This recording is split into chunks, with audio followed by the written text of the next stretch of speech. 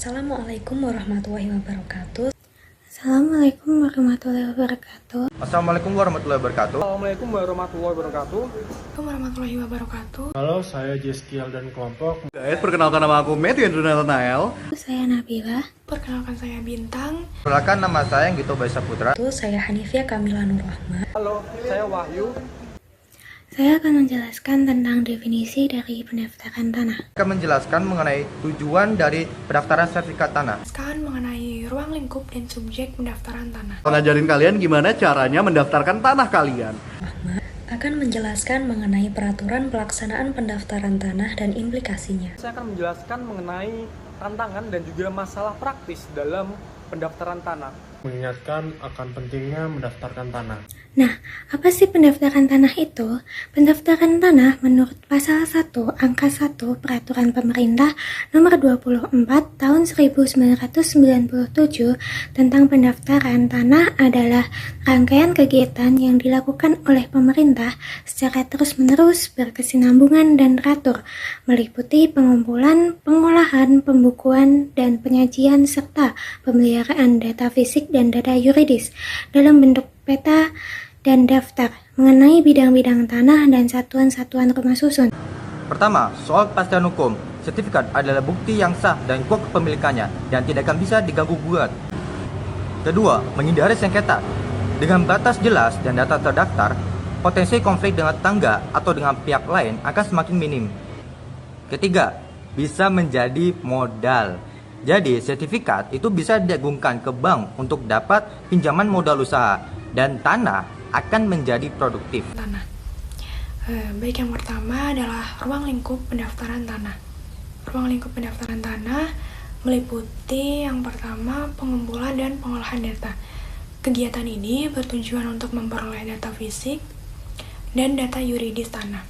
Data fisik meliputi lokasi, batas, dan luas bidang tanah. Kemudian data yuridis mencakup jenis hak dan status hukum atas tanah tersebut.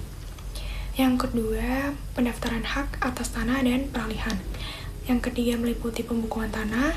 Yang keempat, penerbitan sertifikat tanah. Yang terakhir meliputi pemeliharaan data, yaitu pembaruan data secara berkelanjutan karena adanya pemindahan hak, pembebanan hak, atau perubahan data lainnya. Selanjutnya, mengenai subjek pendaftaran tanah. Subjek pendaftaran tanah adalah pihak yang memiliki, menguasai, atau berkepentingan secara hukum atas tanah. Pertama, kalian bawa dulu surat-surat yang kalian butuhkan ke kantor pertanahan BPN. Lalu langkah kedua, tim BPN akan turun ke lokasi untuk melakukan pengukuran terhadap tanah yang akan kalian daftarkan. Ketiga, penelitian data. Tanah yang kalian daftarkan akan diteliti secara yuridis dan fisik selama 14 hari untuk memastikan tanah kalian bebas dari sengketa. Lalu, langkah keempat, SKH akan keluar sehingga kalian harus membayar pajak untuk terbitnya surat keputusan hak. Lakukan juga pembayaran BPHTB untuk menyelesaikan pendaftaran tanah kalian. Selamat, sertifikat Anda sudah terbit. SHM SHGB Anda sudah ada di tangan sebagai bukti kepemilikan yang sah.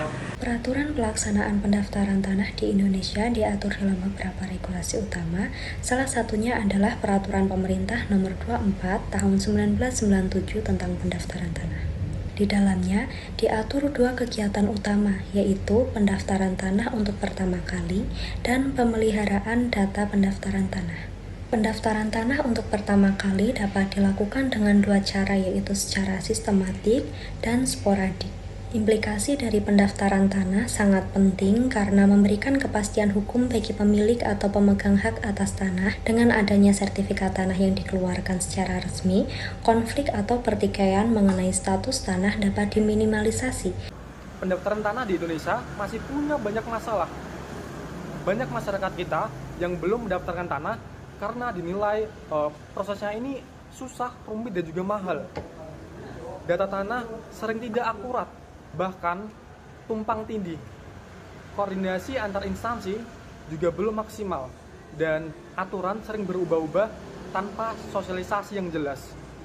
Karena itu, pemerintah perlu memperbaiki sistem agar pendaftaran tanah jadi lebih mudah, praktis, juga transparan untuk semua masyarakat. Dengan mendaftarkan tanah, tentunya kita akan terhindar dari sengketa-sengketa yang mungkin akan terjadi di kemudian hari. Tentunya hak kita juga akan lebih aman. Pemerintah juga harus memberikan layanan yang mudah dan transparan agar seluruh prosesnya dapat berjalan dengan lancar. Tingkatkan kesadaran dan partisipasi kita dalam pendaftaran tanah demi hak dan masa depan yang baik. Terima kasih, sekian dari kelompok kami. Mohon maaf bila ada salah kata. Terima kasih. Wassalamualaikum warahmatullahi wabarakatuh. Terima kasih. Wassalamualaikum warahmatullahi wabarakatuh. Terima kasih.